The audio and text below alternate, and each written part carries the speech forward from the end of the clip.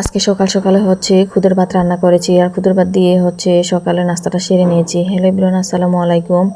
সবাই কেমন আছেন? আলহামদুলিল্লাহ আমরা ভালো আছি। ভিডিওর প্রথমে সবার কাছে একটা লাইক চেয়ে নিচ্ছি, প্লিজ সবাই একটা লাইক দিয়ে ভিডিওটা কন্টিনিউ করবেন। আপনাদের একটা লাইক আমার ভিডিওটা অনেকের কাছে পৌঁছাতে সাহায্য করে। তো খুদের ভাত রান্না করার জন্য এখানে আমি তেল গরম করে নিয়েছি, তার মধ্যে দুটো তেজপাতা, একটু এলাচ আর দারচিনি দিয়ে পেঁয়াজ দিয়ে ভেজে নিয়েছি। এখন খুদ আর ডাল, আলু এগুলো আগে থেকে ধুয়ে পানি ঝরিয়ে রেখেছিলাম। এগুলো কিছুক্ষণ ভেজে পরিমাণ মতো পানি দিয়ে দিব, তারপর একটু লবণ আর হলুদ দিয়ে দিব। তো আমি এভাবেই খুদের ভাত রান্না করি। আপনারা কে কীভাবে খান অবশ্যই কমেন্ট করে জানাবেন। রান্নাটা বসিয়ে দিয়ে আমি এখানে বারান্দায় গাছগুলোকে দেখতে এসেছি।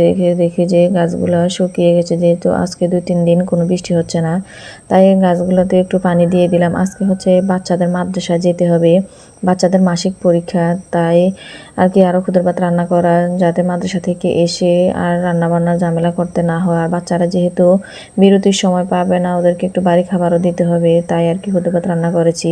আর খুদের ভাতের সাথে 2-3 আইটেম ভর্তা হলে অনেক ভালো হয়, তবে সময় পাইনি তাই কোনো ভর্তা করিনি। আমি ডিম ভাজি করে নিয়েছি, তো আমরা সবাই ডিম ভাজি দিয়েই খুদের ভাত খেয়ে নিয়েছি।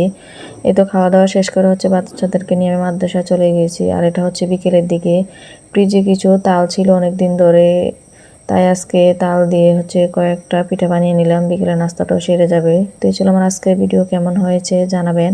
সবাই ভালো থাকবেন। আল্লাহ হাফেজ, আসসালামু আলাইকুম।